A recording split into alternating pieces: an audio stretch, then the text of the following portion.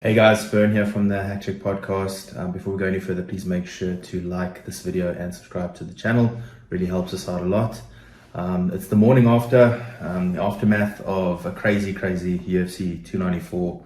The main card was absolutely mad. The wins for Nurmagomedov and Aliskerov, as predicted.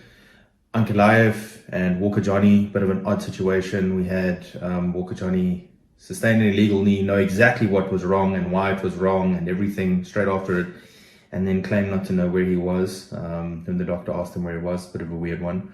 Then we went on to the co-main event, which was Khamzat in a, as expected, dominant performance at the higher weight class. I mean, utterly dominant in round one, and then round two was a little bit more reserved in round three as well. Turns out later that he broke his hand.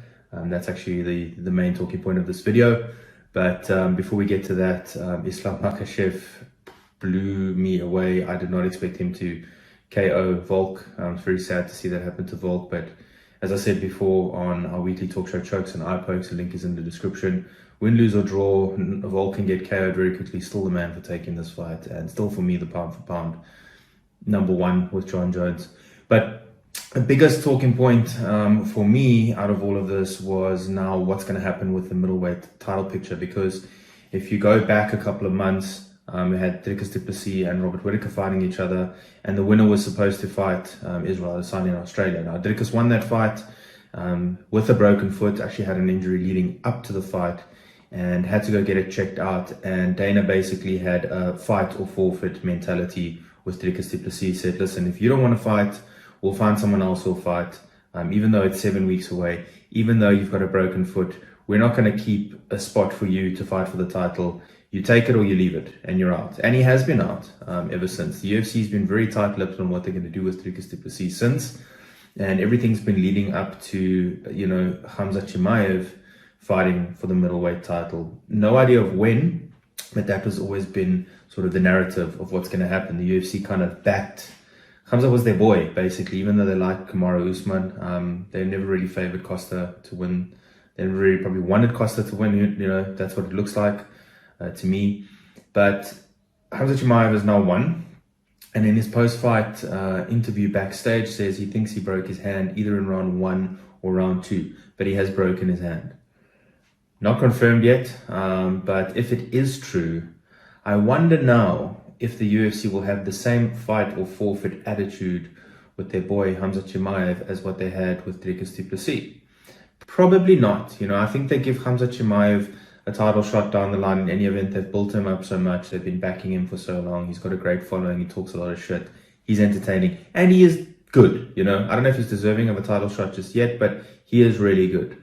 Now, in the interim, the UFC has obviously the first problem of Khamzat Chimaev is not going to be able to even train, probably throw a punch for at least a month, maybe two, depending on the severity of the hand. Added to the fact that in March it's Ramadan, so they literally have a short amount of time. Take 2 months away, they've got 2 to 3 months to put a fight in. Now, Khamzat needs to have a camp as well, so let's assume worst case scenario takes 2 months. That puts us at December, towards the end of December, really. Then he's maybe got 2 months to train, so okay, then he can do it in February. That's a possibility. I think what the UFC now needs to do is Dana needs to put his pride in his pocket, give Dricus Du Plessis his title shot, the title shot that he deserves. It's exactly the same scenario. Dricus breaking his foot, now Khamzat breaking his hand. Izzy's taken a rest. I don't think Jared Cannonier is deserving. Matter of fact, I don't even know if Jared Cannonier is able to fight on such a short turnaround. But I think now is really the time for Dricus Du Plessis to get his title shot that he's earned. He is the number one contender. He earned that by beating Robert Whittaker. There is a fairly light card in December for UFC 296. Apart from the welterweight title, which, some people are going to want to watch that. But after that, it's really, really light. I think you stick the middleweight title on that same card. You let Dricus Du Plessis, Sean Strickland duke it out. I think you give Khamzat a title shot after that. But UFC, now you're in a bit of a dilemma, Dana. Now you got to back your word. It's fight or forfeit. Let's see what you do with Khamzat Chimaev, and if you treat Khamzat Chimaev the same way you treated Dricus Du Plessis. So yeah, 4 out of 5 picks. The one that I didn't get was Ankalaev's versus Walker. Obviously, I mean, no one's going to pick a no contest. If you guys want to see our full breakdowns and our full fight predictions every week for every single UFC card, chokes and eye pokes, the link is in the description. So yeah, let me know what you guys think about the current middleweight situation. What do you guys think Dana's going to do? Do you think he's going to give Dricus a shot? Do you think they wait? Do you think they bring someone else in? What are you guys thinking? Let me know in the comments.